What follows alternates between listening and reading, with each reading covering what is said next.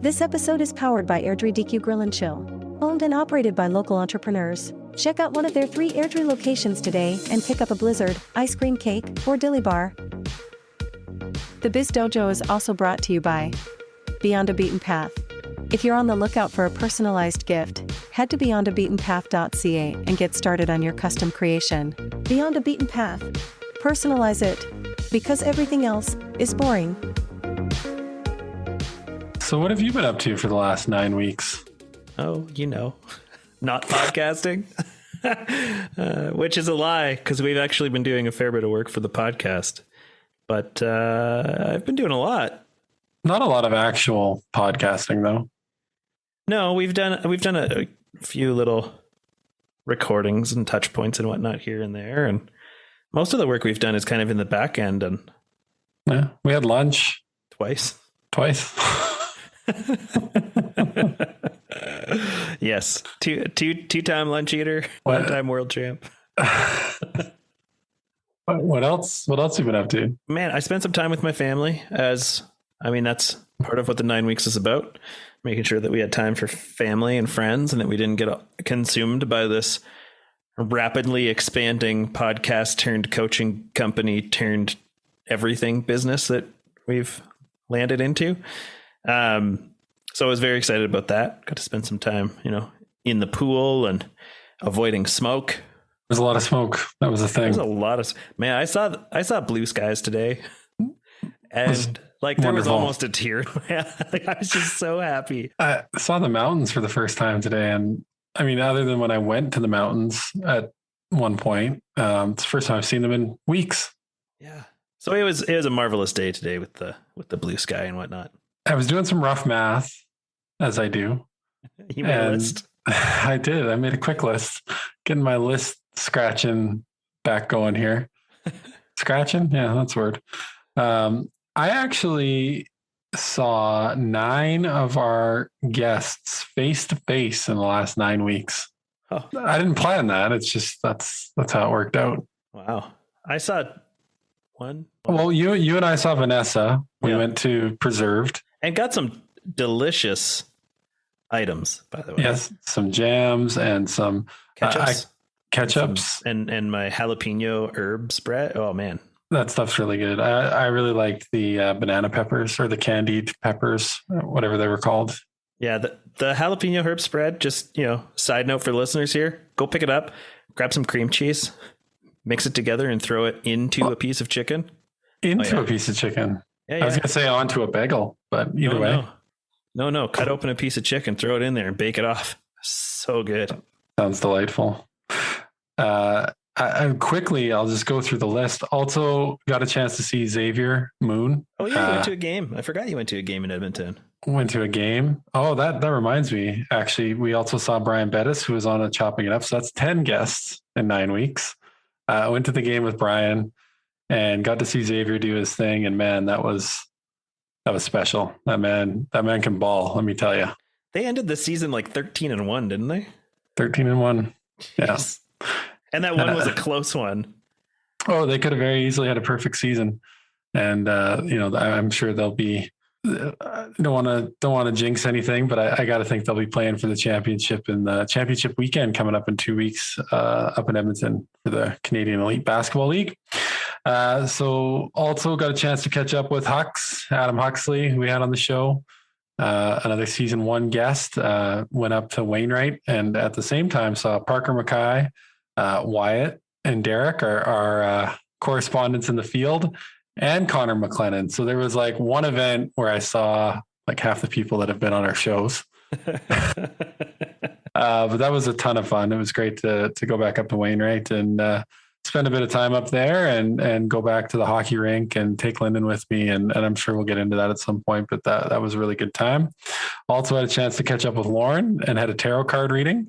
Nice. So a follow up to my first tarot card reading, which was really cool.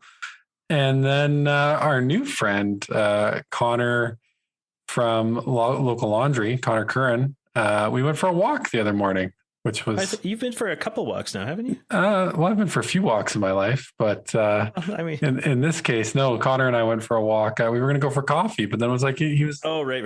Yeah. He's like, do you want to go for a walk? I'm like, yeah, I want to go for a walk. So that's... Hells yeah. That's what I've been up to for the last 9 weeks, is meeting all of our guests. I feel like I took the time to like sit back and just chill, and you took the time to like step out and do some stuff. Very, very opposite experiences. I did actually spend some time, and we talked about this before the show, learning about cryptocurrencies and better understanding that. I'm not the investor in cryptocurrencies, but I'm learning a lot about it. It's an interesting thing. I know nothing about it really, but it does seem like a thing that it would be. I spent weeks reading and I know nothing about it. That's cool. That could be a new hobby, or potentially, you could become a crypto advisor via the Biz Dojo.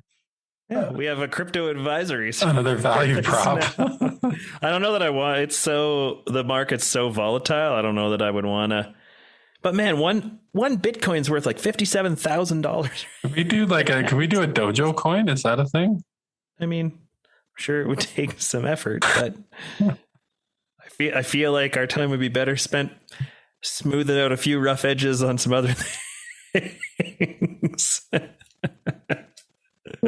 Yeah, that's probably true. But we ended those 9 weeks. We did with a great conversation with two national athletes. Our first Olympian on the show.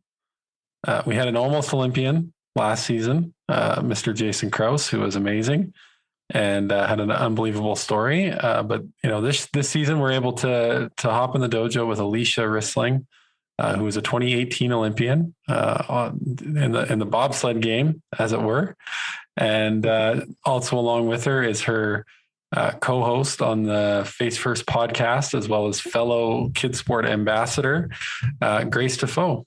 Yeah, interesting that we've got so many bobsledders. Our bobsled contingent on this show is catching up to our basketball contingent on the show. Well, and Alysia, also a former basketball player, University U of A, I believe. Yeah, if you read Alicia's bio, it reads like just a list of sports. Yeah, like if you went to Wikipedia and looked up sports, it would be the same list that's under her bio of sports she's played. Well, and she's also, so just looking at her bio here, she made history in February 2015 during a North American Cup race in Park City, Utah, when she became the first ever pilot of an all-female four-man bobsled in an internationally sanctioned race.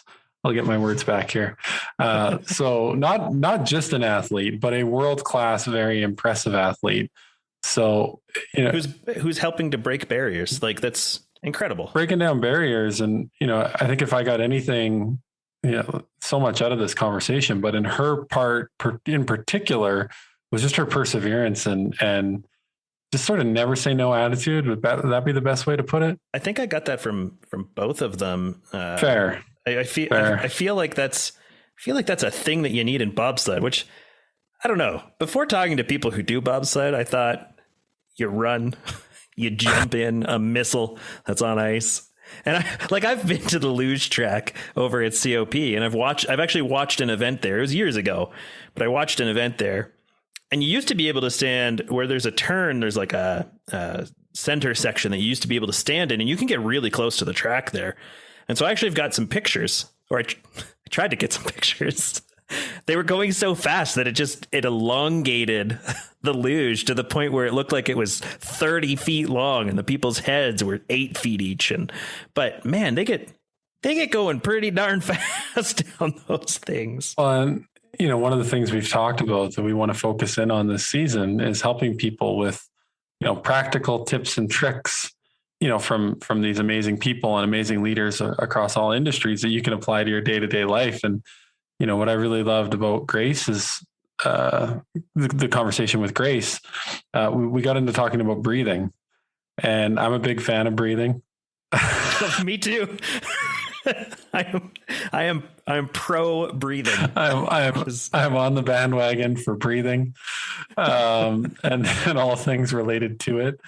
I think the crazy thing is like how effective breathing can be just in our day-to-day life, obviously, but like taking a step back, taking, 3 deep breaths, as she said, because I don't know of any circumstance in my day-to-day life where I'm hopping into an ice missile, as you called it, and going 100 and some odd miles an hour down a hill. And if it works for her, to be able to take a step back, take those 3 deep breaths, and then get in her ice missile, I'm pretty sure, it can work for getting into a big meeting or, whatever, going to your beer league hockey game. I don't know what situation where, you might be having a little bit of anxiety. You might be, feeling that like, oh, I need to take a step back. And I got to think if it works for, Olympians and future Olympic athletes, that simple mechanism step, I don't know what the word that I wanted. Technique. There you go. If that works for them, I got to think that's something to pay attention to in your own life. It's definitely something that I've started to pay attention to as I've gone through some of the coaching programs to become a coach. It's pretty prevalent there to help teach people how to step back and take that breath. And I think we do it subconsciously when we do have a big decision. Like, I think the best example of this, and we've kind of talked about it before. I'm not sure if it made it to the show, but I know we've recorded about it before. But when you're driving and you turn down your radio because you're looking for an address. That's the thing. Which is like the craziest thing. But it's just like just taking that moment to quiet the noise and concentrate on the thing that you're trying to do. It's just so, I mean, I do use it for beer league hockey. I don't know how many times when there's like 3 minutes left and it's, I haven't let in a goal yet, my brain goes to, "Ooh, you're about to get a shutout," and then immediately goes to, you're not supposed to think that. You're not. As soon as you think that, it's going to ruin it. Okay, take a breath. Everything's going to be fine. Oh, here they come down the ice. You better take a breath. Okay, we're ready. There you go, ladies and gentlemen. We just got a glimpse into the mind of JP the goalie. Yeah. I've been dabbling, and we talk about it a little bit in this episode, and I think we might talk about it in every episode this season. Guided meditation, again, big fan of that, and breathing. So thought maybe to head into this episode, for those of you who are open to it or willing, let's just take a moment. Let's take 3 deep breaths, and then we'll dive into it here.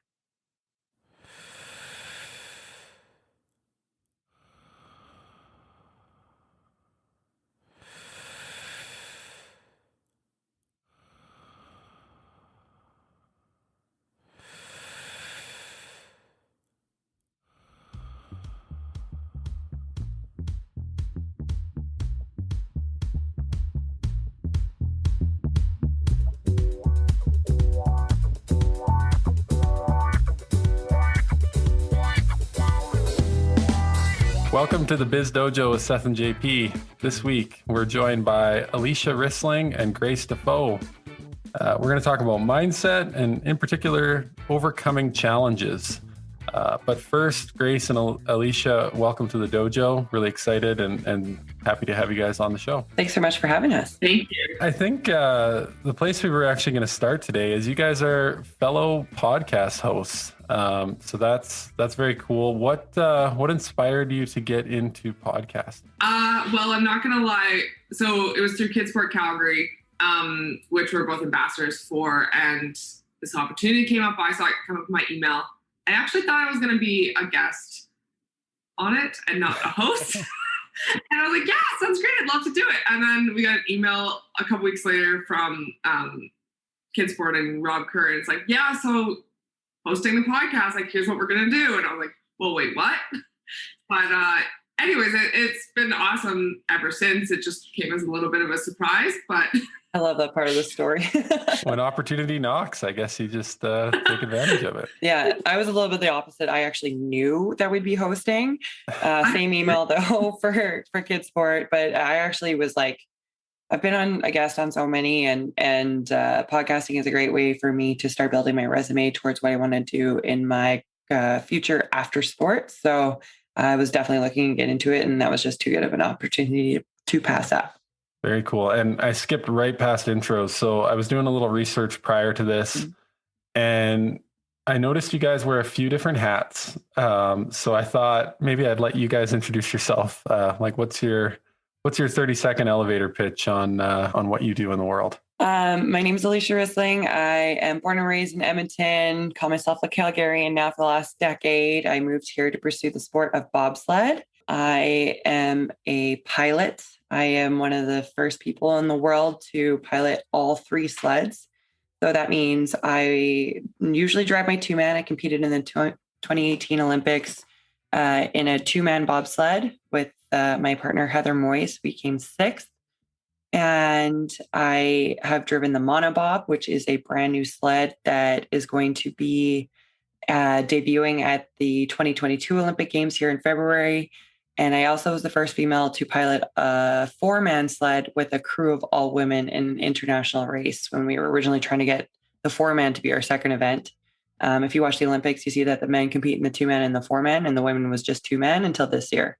I'm an avid sports fan, and yeah, that's a little bit about me. Awesome. How about yourself, Grace?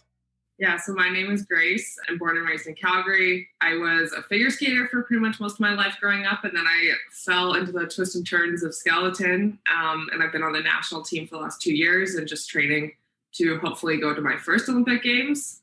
And yeah, I went to Mount Royal University and Bachelor of Health and Physical Education. And that kind of has led me working now. I work for the nonprofit Classroom Champions on the side of all my training. And yeah, we're Kidsport Calgary ambassadors, and obviously the Face First podcast co-host with Alysia. Unintentional podcaster. It's a great title. You know what? I'm going to put that on my LinkedIn. I like that. Awesome. So you've likely come up through a lot of challenges, and that's one of the things that we want to talk about today is some of the challenges that you've faced and how you overcame them. So maybe we start with the question of what's one of the biggest challenges that you've ever faced, and we can use that as a jumping off point. So maybe start with you, Grace. Yeah. So I've been training for skeleton for just over 9 seasons now. I started when I was in university, and it kind of seemed like I had this very linear progression, started the provincial team and then started getting international competitions, kind of on track to make the national team. And I was in the national prospect pool before you make the national team in around 2016-17 season. And that summer I was in a car accident and I had an ankle injury, and that kind of derailed, I would say, my off season quite a bit. And then that season after, I was kind of like deselected out of the prospect pool for the national team, which is kind of like my first major setback, I would say, in the sport, when you just you keep getting better and better. You're like, oh, this is great. And my next step is the national team. And then suddenly it was kind of like the rug was pulled out from underneath me. I didn't get any races that year after, I had won 2 North America's Cup races, which is our development level races, and placed 2nd and 3rd overall in that circuit. And it was kind of a little bit of a shock. And I really had to evaluate whether I was going to keep doing skeleton or just move on with my life and retire. And I weighed each pretty heavily, but I decided that I had unfinished business with skeleton. So I went kind of all in, and, my strength coach, Carla, was the first person I went to. And I'm like, okay, this is where I want to be. This is where I am. How do we close that gap? So we the most honest of all the gaps I have physically, mentally, we made a plan. And I was like, okay, if, go all in for one off season. If it doesn't work, it's not meant to be. I'll never be on the national team. And lo and behold, I ended up running our sprint standard, which you have to make to kind of put yourself in the running to make the national team, to kind of be moved over to that talent pool that I was in kind of before. And then we went through the selection process, and I was actually selected to my first national team. Not as easy as necessarily I make it sound. I actually ended up, my grandma passed away the day I got to Whistler for our national team trials, but I chose to stay out there. Ultimately made the team. But it was just really just being deselected and everything you've worked for 4 or 5 years. And then you're like, oh, is this it? Is it over? And I kind of took a chance that it wasn't. And it's worked out so far, I guess. But that was a really big struggle and a big year where I really had to be honest with myself of what I wanted. And if I had the physical ability and mental ability to get better and really take it to the next level. It's very inspiring. Grace, how would you describe your mindset through that process?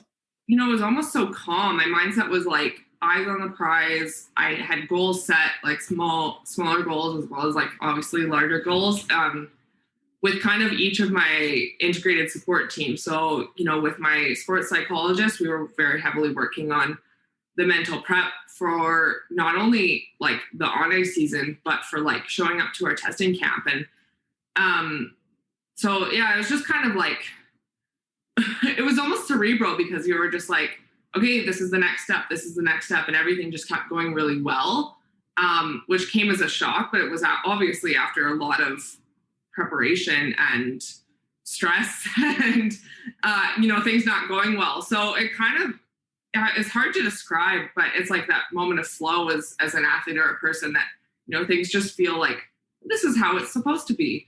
But that didn't come without struggle, obviously, before. So that didn't just happen. I worked really hard for that preparation to make that happen. You kind of felt your mindset flip, and you felt like, okay, now I've thought about leaving. I've thought about continuing. I've decided. This is my moment. I have decided I'm going to continue, and I'm all in. Yeah, I was actually told that by a few friends and through word of mouth from a past staff member of Bobsleigh Canada Skeleton, that my strength coach and I shouldn't keep working together. She wasn't going to do it for me. She was too inexperienced. A whole load of stuff. And they're like, here's your two other options. And for the record, it's not like a sport where you get assigned, like you have this person and they're paid for. Like I pay for my IST, as Alysia does as well. But it flipped something in my mind that I was like, no, you don't get to tell us that. You don't get to tell me that. Let's prove them wrong. A lot of my career is actually based on like, let's prove them wrong a little bit. And sometimes it's proving myself wrong. Sometimes it's proving other people wrong. But yeah, the switch went off that I was like, we're going to come back and we're going to be great. And I came out and ran our national team standard in camp about 6 months later. And that was a little bit, I left that camp and I was like, I'm going to do this. Like, this is, it just put my motivation at an all-time high, which then I built my confidence up to match my motivation. And from then on, I just felt unstoppable a little bit. How important was the sports psychologist? Like, we've had a few conversations on this show about having the sports psychologist and having that person to kind of bounce ideas off of and move you to that next level. We've talked about it, I mean, as well for business. How important is that sports psychologist for moving you into that next level? Yeah, she's been a part of my team for about 3 or 4 years now. It's absolutely crucial. And it's not only for like giving me the tools in my toolbox to like, you know, be able to handle stress on testing day or be adaptable or something like that. It's also just like the time to vent and the time to like get all your frustrations out with like what's going on. And whether it's, you know, a crappy training week or something that is going awry. I'm like in COVID in the last year, obviously our plans changed quite frequently, and traveling, quarantine, all this stuff. It was just someone I knew I could rely on that was like, she's at an arm's length from the sport. So she's not involved with it. So she doesn't have to be accountable to like, you know, tell anyone. And so it's a safe space. So to me, that's like what matters the most. And it's helped me ease a lot of the competition anxieties of, you know, the pressure that I put like internally on myself, and like she helped me recognize that like I was putting too much pressure on myself internally, and like to lift some of that, but also how to like ground myself and prepare for whether it be off ice testing or on ice competition or training. It's very much it's been integral. I honestly don't think that my comeback of a small amount would be possible without the mental prep side, because it actually was quite a weak point for me, and I really had to work on it. But now I feel like I'm one of the stronger mental preparation people on our team. Our head coach is also always super impressed with like the amount of mental prep I have to put off the ice in order to like transfer it on ice. It's not necessarily as easy and fluid as some people, but I really just have to work and make sure that that I'm ready to slide at the track 130 kilometers an hour. And as we both know, mistakes can happen, but you really have to be able to adapt and just stay calm, even when sometimes things are going a little sideways. I can barely handle driving in a car with wheels firmly on the ground at 130. So that's impressive. I'm fascinated with this topic, Grace, and I'm just wondering, are there one or two tips or I guess tools that you could share on how you get grounded and what specifically you do to mentally prep for an event? Yeah, I have a few in my toolbox. One is breathing. The box breath is one of probably my most utilized tools. So it's in for 3, hold for 3, out for 3, hold for 3. I'm pretty much doing that on the start line most times because that's when I tend to get really amped up and I'm like, okay, like I just need to bring it down a notch. Or you like don't want to pay attention necessarily to who's sliding down the track. So that's a really heavily utilized one for me. Music sometimes, depending on it depends what music and what I need. If I need to be brought up or brought down, I know what music to pick on my playlist.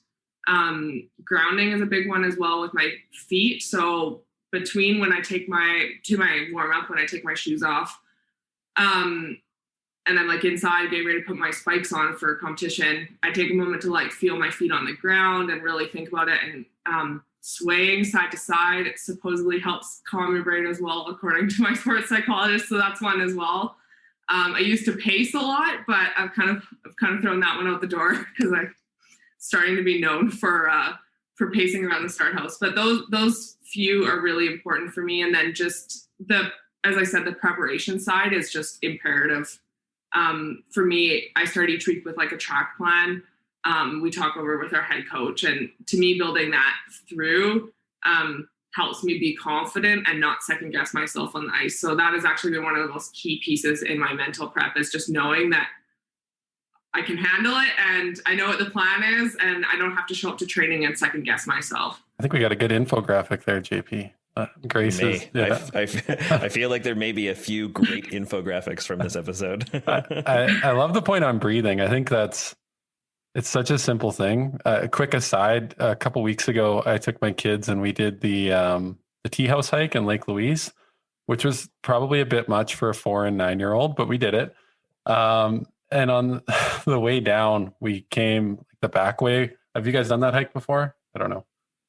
And you come down the staircase, and then it's like kind of like a goat trail on a little cliff. Yep. And anyway, we got to that point, and my son, he just kind of clued in like, holy shit, if I fall down that, it's not going to be good. And he started crying, and we're just like one step at a time and breathe, and we get through it. And my daughter, she's only 4, and I'm like, were you scared when we were going through that? And she's like, no, I just took a couple deep breaths and I was good. And I was like, Smart girl. that's very good. A little 4-year-old that's already figuring out the power of taking a couple deep breaths. I guess pivoting over, Alysia, same question to you. Is there a significant challenge that really stands out when you look back at your career that you've overcome to this point? Well, I was taking all the time that Grace was talking about to figure out which one I should talk about because there's been so many. But I think the one I'll speak to is, so in bobsled, to win a race, you need 3 things. You need the fastest push possible, you need the smoothest drive, and you need the best equipment. Skeleton's actually very similar, but in bobsled, if you don't have the best equipment, you don't have a chance. And so this would be 2016-17 season was coming up. It was the summer leading into it. And I knew that the next year I had come off a pretty good year the year before, and I was going to be going full-time to the World Cup circuit. So until this point, I had still been considered national development. And this year I was, even though I was going to start on the North America's Cup, which is the development tour, I'd be doing the full World Cup tour and racing against the best athletes in the world. And they say I was winning races on the North America's Cup pretty consistently. So I was proving that I could drive a sled because I could perform under, stress. It's still, even though you get the development level, it's still high level of competition, still international races, different tracks. But I had won the overall the year before and most of my races. And I had driven the 4-man sled. So I've proven I could drive the sled. I've proven that I could push the sled. I was one of the faster pushing athletes in the world at the time. And we had a meeting 1 month or 2 months, before season started. It was in August, and our team was getting 4 new bobsleds. We were getting 4 new 2-mans. And so to split between the men and the women. But everybody needs their own sled when you go on tour. It's just the men and women, we train at the same times often, even though we'll race at different times. So we go on tour and everybody has their own sled. And I was the Canada 2 pilot at the time for the women's side. And so we go to this meeting and I'm thinking, Canada 1 and 2 men are going to get one of these sleds and the Canada 1 and 2 women are going to get one of these sleds. And our coach came in a little bit confused and it seemed like they didn't really have a plan when they came in. And he goes, we've kind of decided that we're going to give 3 of these sleds to the men's side and only 1 to the women's side. And I asked why that was. And they said, because the 3rd ranked male had more points than I did in points you accumulate based on your position and where you finish in each race from the year before. And I go, no, I have more points. And they go, are you sure? And I'm like, yeah, I'm sure. So we actually had to pull it up, which was hilarious because we couldn't get it up because the website was crashed at the time. So this meeting was supposed to be a 15-minute meeting, and we were already in there for over an hour waiting for this website to pull up. Also, we could prove that I had more points. Sure enough, as soon as we get it up, I think they ended up just emailing into Switzerland to try and get the rough sheet because the website was crashed, and came back and I had 10 more points. The coaches left the room. And keep in mind, I'm really good friends with my men's team. This is never a fight, but with me, with my men's team, because I want to see them do as well as we can do. It's not, so it kind of is ruthless to be on a team like this because we love each other and we want to support each other, but we're also in competition and with the women, I'm in direct competition with them every single day. And with the men's team, I'm in competition for equipment with them. There's only limited resources, equipment and funding. So they come back in the room and they said, sorry, Alysia, we're still giving the sled to the men's program. And I was like, why? How could you justify this? And they said, we think that our men's program has more chance of success than our women's program. And, it's one of those moments where you're like, I didn't want to I'm not fighting with the 3rd ranked man, but I was just like, how could you guys do this to me? And I've never been so mad before in my entire life. I didn't actually flip a table, but I was squeezing it. I was that was my plan. I was I'm going to flip this table on the way out. And I basically said, screw you guys. I'm getting my own sled, and just stormed out. The meeting was over for me. I was out. I got in the car and I was kind of hyperventilating a little bit. And I drove right to my job, which was at the time I was serving at a breakfast restaurant, and I quit. I walked into the door and I was like, I quit. I have to figure this out, and I can't do it. My schedule was I would serve during the mornings and then I'd go train in the afternoons, and it was getting me by, but I wasn't going to come up with 60 grand in that time. And I took a couple days to track down a regular that I had because this gentleman that I had served all the time, he was really well connected here with the oil and gas industry in Calgary, but he was currently unemployed because oil was in the tank at the time. But he kind of had mentioned to me, because when I'd served him every day, he was just like, well, how much does a bobsled cost? And I was like, $60,000. And he's like, so I just have to get 10 of my friends or 6 of my friends to give you 10 grand. And I was like, well, when you put it that way. But I hadn't seen him in forever. I didn't know where he had been, and I didn't have his contact information. So I think I told every girl at that restaurant, I was like, if this guy comes in, you need to make sure he has my number. Please, I'm desperate to find him. I know he lives in the neighborhood. I lived in the neighborhood. I'm going to find him. But yeah, so moral of the story is I ended up getting connected with him. And he got me meetings with decision makers of companies because he helped me skip the cold call part of a sales pitch.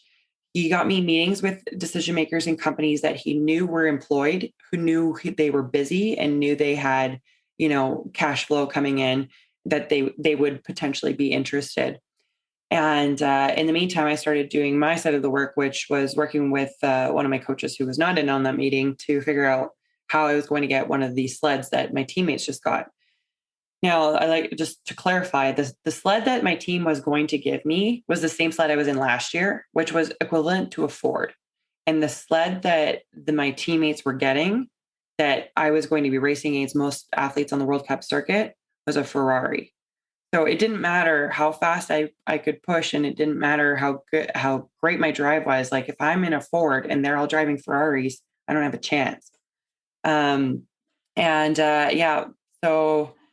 I had studied sciences in university, and I had no idea how to deal with businesses. I didn't know anything. I spent 2 weeks on the computer, basically Googling how to produce a business proposal, read a couple things about sales pitches, and created this, I don't know, like slide deck about what I was going to do to kind of convince these people to give me money, and a lot of money, so that I could buy this sled, and how I could help their company and what that looked like. So in 2 months later, I had enough for the down payment, and my sled showed up a little bit late for my season start. And I started my season in the old sled, and our Canada 1 girl beat me by 3 seconds. And the next time we raced again and I had my new sled, she only beat me by 0.55.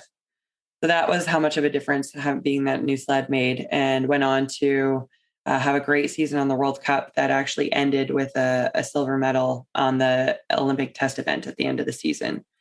So that just goes to show how important that equipment was. But in that moment, I could have just rolled over and just taken the old sled and gone in season, but I wouldn't have actually realized what my true potential was had I not gotten that sled. And still the sled I'm driving, and it's now the sled I'm trying to get rid of to get a new one for this year. But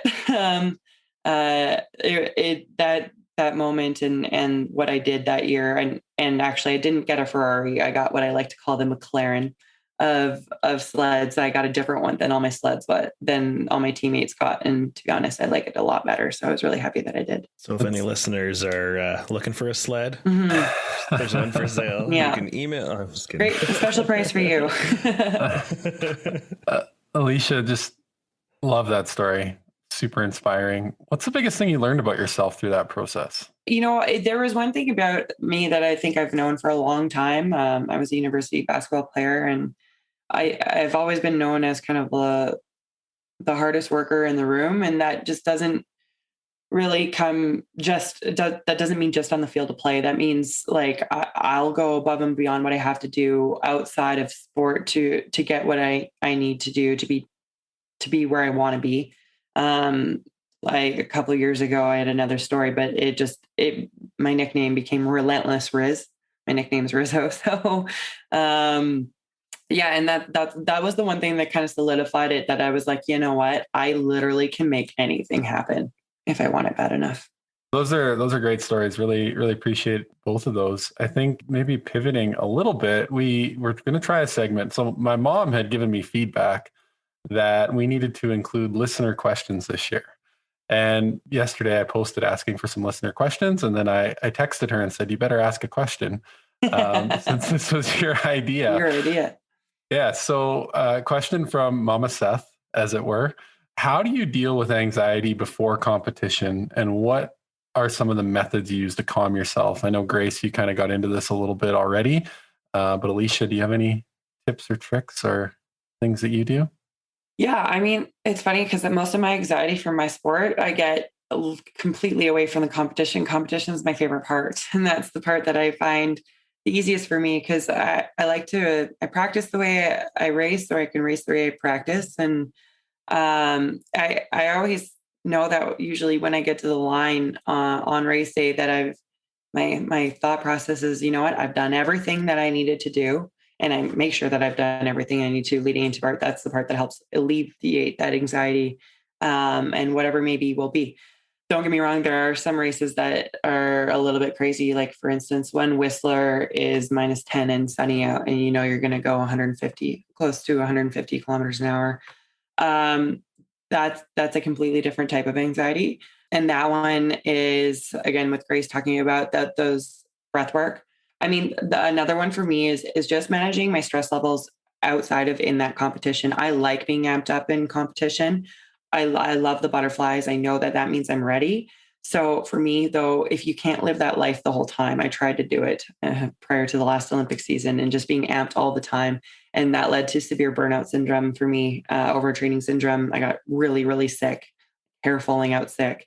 And I've had to learn tips and tricks to manage my stress levels outside of my sport so that basically just reserving them for being in that sporting moment. A big one for me that Grace didn't mention, because I do the ones that she does as well, is I like to practice gratitude. So I have my cheeky little book here that I'm not going to read it out loud for your listeners, but it says mindful as F. And just practicing every day things that I am grateful for. And if I don't write it down, I usually try and just say it in my brain before I go to bed and just live a happier life, I guess. Just be happy for what I have. And suddenly all my problems don't seem so big. Have you dabbled in any meditation or anything like that? Absolutely. Yeah. And especially on nights that if I do have struggle sleeping, I'm more of a meditation at night kind of girl. Or if I'm taking a nap during the day and I know I'm not going to fall asleep, I throw on guided meditation. And that's definitely one thing that I found really helps calm me down if I'm laying there restless, trying to actually get some recovery time and rest. I wouldn't say my other part of meditation is my favorite form of recovery is in a sauna. So that's my favorite place to do my breath work in. Do you have any guided meditation recommendations for the listeners? I wear an Oura ring, and it's called Taking a Moment on there. And there's this, so that's built into the app that I have. I've used Calm before. That one was great. And I also used Stop, Think, and Breathe. That was one my previous sports site had me download prior to the last Olympic cycle. Yeah. Awesome. My favorite, and I think I've mentioned it on the pod before, JP. Once or twice. Yes. Is start season 3 the same way we ended season 2, talking about I still love it though. The RZA from Wu-Tang Clan put out a guided meditation album, and it's got 5 album. Yeah, it's got 5 guided meditations, one for every day of the week, and it's really good. I love that. Is it music? Is it on? No, it's like straight guided meditation. Is it on an app though? It's on Spotify or iTunes or anywhere like that. I'd recommend it to anyone. Okay. Yeah. Rizzo listening to RZA. Yeah. Ready to go? Absolutely. Does he rap to it? There's no rap. Okay. Great. It's got some good stuff. Grace, we have another listener question from Margaret, and wondering, how do you deal with disappointment, and what strategies do you have to overcome that? Yeah, it's something I think like the highs and lows, they come together. And so I think it's definitely something I've had to learn to live with. I'm also a competitor at heart, and I hate being anything short of, my personal best in a race. And if you still have a PB and you mess up one corner, you're like, oh, darn it, I could have been even faster. I could have had even, which is not always the case, but in your brain, you're like, oh, that wasn't perfect. So I'm a perfectionist at heart. So this is what I definitely do struggle with. So it's part of that managing expectations and like that internal pressure that I talked about before a race or before a testing camp. And really just quieting the chatter in regards to that. And it's also just for me, when I fail or like when, it doesn't go maybe as well as I planned, it's kind of a reset for me. And it's like, okay, what could I have done better? What could I have changed?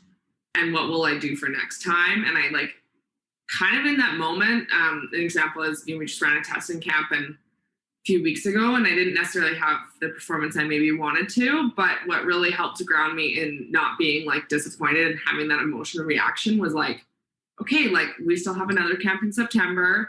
You still have lots of time. You're still going to keep doing, these 5 things, recovery and nutrition, training, etc. And it kind of like from then on, someone was like, well, why aren't you disappointed? Or like, stuff like that. And I was like, I got another chance. I have a solid action plan, and I trust my plan, which is also most important. So when I feel like I've put everything in and like I wouldn't have changed a thing, it's actually quite hard, I've found, for me to have that like emotional reaction of like disappointment and failure.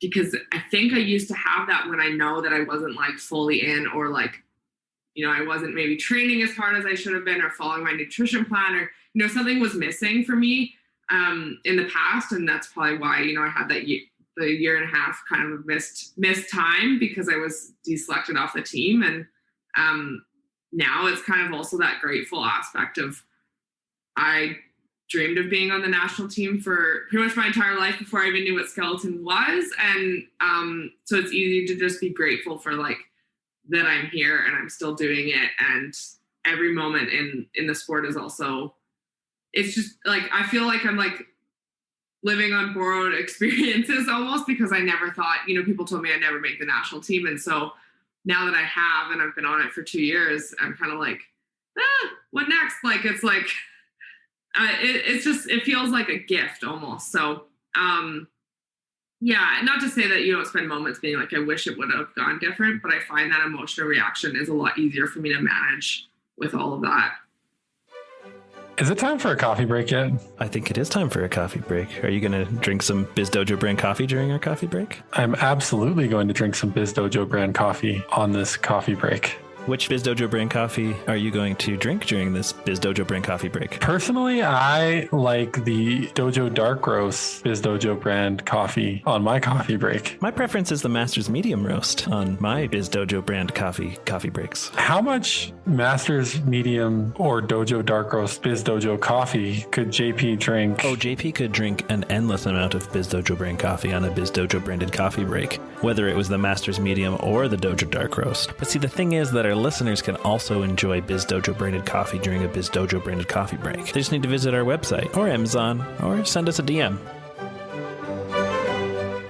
Is there different prep? I know you both, you know, kind of multi-sport athletes coming up. Alysia, I know that your bio has, I think, every sport listed. But is there different prep that you have done in the past for different sport? Or is it pretty much kind of the same sort of prep work to get you going? And is it, I mean, the opposite end of that, is it the same feeling of disappointment when things don't go the way you're expecting? Yeah, so I figure skated. The visualization aspect is really similar. You know, I grew up knowing what visualization was and talking about breathing and like that prep piece, which I think really helps me for the track. You know, we go to a new rink and like place our program where it would be on the rink. And you like, which is like literally standing outside the boards with me. Like I start there and you visualize like you skating across the ice and where you're going to go and all that kind of stuff. I never was a high level figure skater. So I'd say it's all pretty, the prep piece to be a high performance athlete is still pretty new to me, even though I've been around a few years now in skeleton, but that really worked. What I guess is like I said, it's another level than I had experienced before previously. So that's been different, but yeah, I feel like growing up, they did prepare me for that aspect, just in terms of like visualization, which is so key still in my preparation. We only get about six runs, which is just under 6 minutes, depending on the track, unless you're in St. Moritz. But to prep for a race and, you know, sometimes you haven't been to the track for a couple of years. So you really have to dial it in. So it's really, for me, like I said, about that prep piece and visualization, visualizing yourself and the feeling that you're getting in each of the corners. Sometimes it's a full track visualization for me, or sometimes I just pick a section of the track. Depends what I'm working on and if it's a training camp race, etc. But yeah. Are there particular events? Like I know that you've mentioned St. Moritz. Are there particular events that you get extra hyped up for and feel like you need a little extra prep? And then on the flip side, you know, if things go really well, you're extra excited about, or if things don't go your way, you're just like, oh, that was the one, that was my place. Well, yeah. So like St. Moritz is the birthplace of sliding sports. So it's like, it's natural versus like a refrigerated track. It is amazing. It's literally cut out of ice and snow every year. Like they cut it into the ground. It's just it's a different place for sure. So like that's special in itself, because it's also like you don't know how to prepare yourself for the sound is different for I guess my head is so close to the ice. I don't know about you guys, but it's so different. And I went to Altenburg right after, which is a little bit of it's a tricky track, and I was like, something's wrong with my sled, because it was like a completely different sound, because St. Moritz is so quiet. But there are certain tracks for sure in my repertoire that I know I need extra preparation for. And that would include ones that I haven't been to yet, that I do see on the upcoming calendar. And maybe, you have to think about how you're going to prep for a track that you've never been down before. Luckily, I'm running out of ones to do for that. I don't like the first time at the track. It's always a little bit nerve-wracking, because you've never experienced it before. You don't know what the pressures are going to feel like. You worry about getting lost. So that's where the prep piece of like the visualization and or YouTube videos of point of view going down where you like memorize the sequence of corners.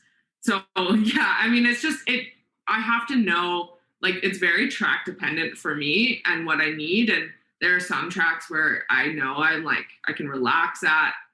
They're lots of fun. I love the feeling kind of thing. And there's some tracks that it's still a little bit of a putting a round peg in a square hole, and and just kind of persevering through that. And I hope one day I'll learn to love them. I've kind of given all the tracks little fun nicknames to make them seem less intimidating. I haven't fully completed my repertoire. It's a new exercise my sports psych actually gave me. But she's like, cartoonify them so that they don't seem like the ones that I dislike don't seem so daunting, that they seem like fun and enticing and all that jazz. So, recently with the Olympics on, there's a plethora of stories about different things going on at the Olympics. But one of the big ones was around Simone Biles. So we're really interested. We've been talking about mindset, really interested in both of your takes on, Simone Biles stepping away and dealing with the mental side of the game, which I think is, kind of a fairly new thing in sport. And I'm hopeful that athletes feel empowered to be able to do that sort of thing, but interested in both your takes. And maybe we'll just start with you, Alysia. Okay, well, I'll be the controversial one to start. So I've seen both sides. It's funny because my social media, when that happened, blew up with nothing but support. Nothing. I never saw anything negative about it. And I kind of came up with my own negative thought about it, because I was like, if Tom Brady was in the Super Bowl and pulled out at a halftime because he was too stressed, and they were down a bunch and he just didn't want to win gold, that would never happen. Why can the girl who's the greatest in her event do it? But here's where I do support it, because Simone Biles is undeniably one of the greatest athletes on this planet.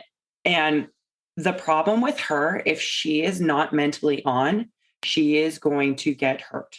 The tricks that she has to do, and I'm not talking a little bit hurt, she could break a bone or something, but she could also break her neck. And if she is not mentally sharp and feeling on the mode, and that's the difference. And that's the difference between any of those top team sports where it's like, you know what, if you don't have the game of your life, whatever, you can hide and maybe one of your teammates will step up and really carry you. Gymnastics is not like that. And especially at the level that she's doing it at, where she's doing tricks that no other woman can do. So that's why I kind of supported it. And for me in my sport, I know I've been hysterical at the bottom, just so scared to go, because the track is just, in Whistler in particular, I've had a year where I had to work dramatically with my sports psych I actually got diagnosed with PTSD, just dealing with an event. And I had coaches saying, we don't have a choice. We need you, for the team event, you're racing, you're going in the next race. And of course we crashed, and my teammate got a concussion, and luckily she was okay in a couple of days, but these are not things that I want to subject other people to. And that I smashed my sled and and that's the difference between sports. So that's why I think I don't want to promote this amongst all sports, because I do think that there's a huge lesson in itself in fighting through that anyway. And I do think that athletes are under pressure. It's literally our job is to be under pressure and to be the reason why athletes are the best athletes in the world is because they can handle pressure better than everyone else. Some of the people who are the best athletes in their craft is because they mentally are tough enough to get themselves there, whether or not they have the skill to. And it's hard to deny that Simone Biles has done kind of what she needs to do and prove that time and time again. And I do think it was very mature of her to pull out, just because I understand, like, we're not just talking like she might have a crappy Olympics if she competed and didn't win. Like, she could literally be like, it could end her career. You know what I mean? And maybe she's not done yet. So maybe it just wasn't the time. So that's why I think this one is a more by an individual basis. Grace and I had the conversation a little while ago about Naomi Osaka. And I think that one on an individual basis too is like, she's literally sick. Like, she's struggling with depression and she wanted to play. Like, she wanted to play. But in that case, it was like, we wanted you to play, but we're going to make you completely unnecessarily, just because it's within the rules of the sport, front face the thing that is aggravating your depression, which in turn for her, it was facing the media. And it was the media that was kind of giving her these negative thoughts and whatever. And it's like, well, why couldn't we just let her play and watch her play and let her be in her sport? But we had to force this whole other thing about it. So I think a lot of this talk about the mental health, I think is very important for sport. I really do think it is. But I also think there's a lot of hate because people are like, oh, these guys are supposed to be the best that they can, and they can't. But you have to look at it at a very individual level and case by case basis, because there are different circumstances for so far the ones we've seen. And I am glad that it's something that we're talking about, because there are so many athletes out there that are struggling, and not just athletes, like people in high pressure jobs, people in that maybe never surmounted to what they could be because of the pressure that they couldn't deal, because they were forced to face it in a way that wasn't conducive for them doing their job. And I think that's what the conversation kind of needs to shift towards. I think it spurned a couple of thoughts. I think one, I mean, you just mentioned there in the workplace, like in business, how this shows up is, people come in sick, they work 24/7, they burn out. We glorify burnout. We glorify people who push themselves beyond their means. Yeah. Like, JP knows the story. 3 years ago, I looked in the mirror, 310 pounds, bags under my eyes, couldn't even like bend over to like play with my kids without like hurting everywhere. And it was like, what the hell am I doing? And all in the name of, working hard and showing up every day and long hours, and did not make me a particularly useful person outside of that. So you got to find that balance. And I think it's a very meaningful discussion to have. The other thing that it sparked, and I saw this on my timeline, I think on Twitter, Michael Jordan stepped away from the game at the peak, and they didn't call it mental health related at the time, but he just lost his dad. He was burnt out after years and years and years of performing at that high level. And he took a step back and walked away. And I don't know. I do think that it is important to have this conversation. I think it's good to have, both sides of the ledger. Because like you said, if you're an athlete, you sign up for this. This is part of what you do. And, she got on a plane and she went to Japan with the intent of performing. But if you get there, and like you said, like, it could change the course of her life if she breaks her neck or, whatever. And there was someone there ready to kind of go and have that opportunity. And I think she did end up competing in other events later. She won a bronze medal yesterday and became the greatest of all time. Yeah. Yeah. So, I mean, it's, I don't know. I think it's good that the conversation's on the forefront. I think it's a healthy debate for us to have, and, appreciate your perspective. Grace, did you have any top ups on that one? Yeah. I mean, I did see some negative hate as I saw yesterday, a athlete that I follow posted, if she's the greatest of all time, then why does she win bronze in the beam? And I was like, okay, where have you been for the last week? Like, she literally has overcome, and like, she did do the one vault in the team competition where Hal Schufeld on CBC Sports, he did a great job. And he said, I don't think people understand how dangerous that was, because she was supposed to do 2.5 rotations and she pulled out after one. And he said, she only landed that because she's the greatest of all time. Every other person would have had some sort of fall, potentially injured, etc. He said that was so dangerous. And I think he did a really great job of highlighting, from his gymnastics background, like, it might have looked okay, but it's not. And I also say testament to the USA team. She felt like she was not at her best, and she looked around in her team and people were calling her like that she was failing the team by doing this. She elevated, she showed she was a true leader by being able to take a step back.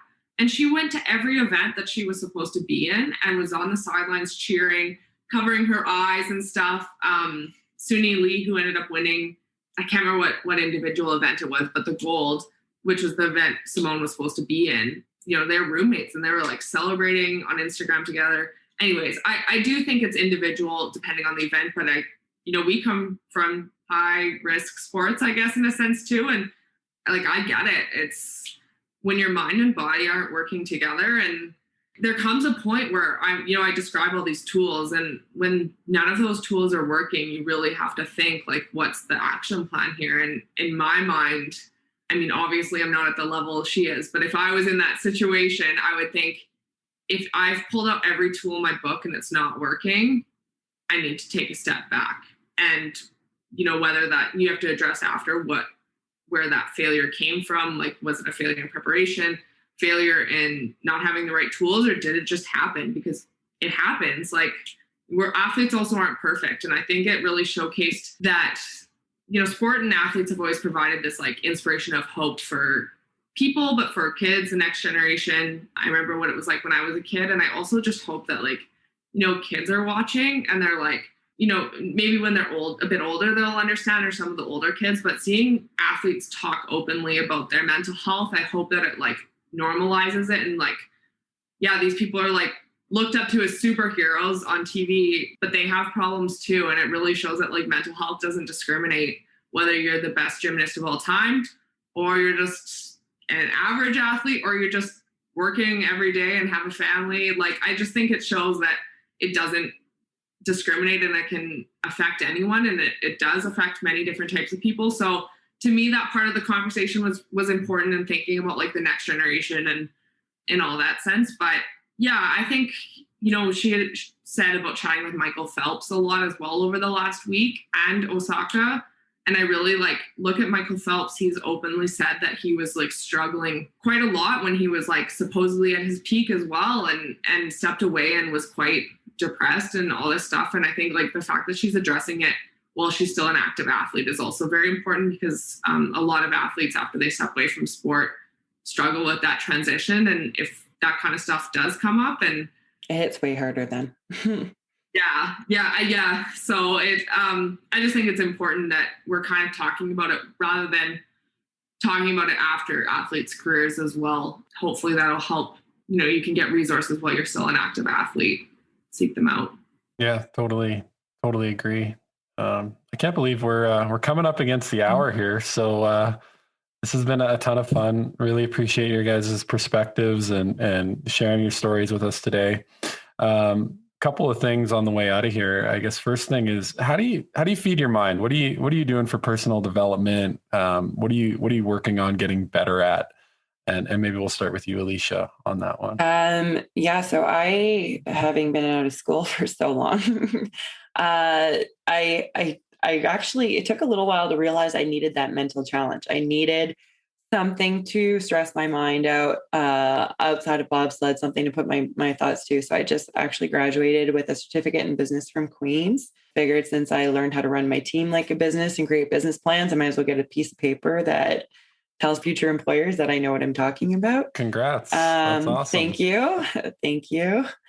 And I am always kind of looking for my next thing to learn and grow. As much as I am a podcast host, I'm a huge podcast connoisseur, learning about things. And my next challenge is going to be the stock market. I want to learn how to do some day trading and things like that. Very cool. How about yourself, Grace? Yeah, I think kind of how I stress my mind is obviously I work full time, but I really do enjoy having that challenge, I guess, of balancing both and having something to turn my attention to off the track, which does help ultimately me on the track and also helps me afford to slide. But outside of that, I think the podcast has been a really unexpected surprise of meeting really awesome people. It's like a mini networking session almost, in a sense, of those we haven't talked to before. And I really have enjoyed that in terms of personal development over the last gosh, it's been just about a year now. And then really it's just the rest and recovery and listening to music or watching TV, kind of something to shut my brain off after it all. I am pretty much out of brain energy by the time training and work ends at the end of the week. But, you know, just thinking of something like being mindful and taking my dog for a walk and not listening to music and just listening to the sounds of nature has definitely been something that has really helped me kind of get away from it all in the last year, especially being at home so much. Grace, you mentioned music a couple of times. What's on your playlist right now? That's what I was going to ask. What's on the summer playlist?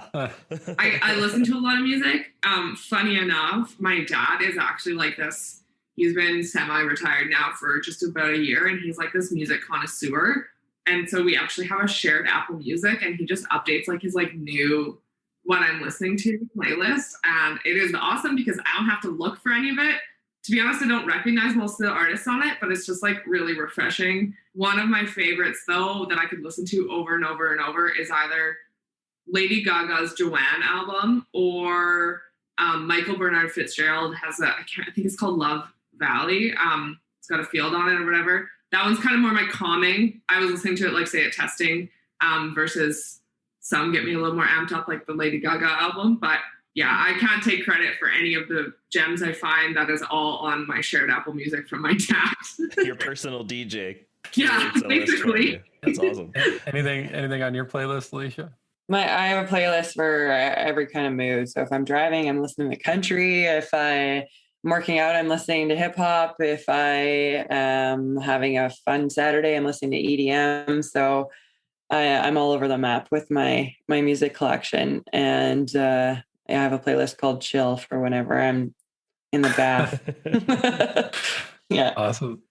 So maybe we'll finish up. I know you guys are involved with Kidsport. That's a cause that we're super into as well. What inspired you to get involved with that, and how can people learn more about that and your podcast as well? Yeah, I got involved with Kidsport because at the gym previously that Alysia and I had trained at many years ago now, it seems, but when we had first met and met a lot of my still now friends to this day that did sport, I looked around the room and they were all going to these events and raising money for Kidsport ultimately turned out. But I was like, I guess that's what you do when you're an athlete. It just seemed like the model of giving back and connecting to your community. So I reached out to a friend that was doing it and got her to connect me to the Kidsport ambassador lead at the time, and the rest is history. I kind of got twisted up in it ever since, and then this podcast came about. So yeah, it's been really great. Kidsport is really just about raising money so kids can play sport in our community. They handle the registration fees, and obviously people apply. Calgary is very lucky to also have the Calgary Flames Sport Bank, which is in conjunction with Kidsport Calgary, and it also gives them access to equipment. So, you know, helping ease the burden. Sport is expensive. And obviously we just went through a massive, you know, oil recession, COVID, etc.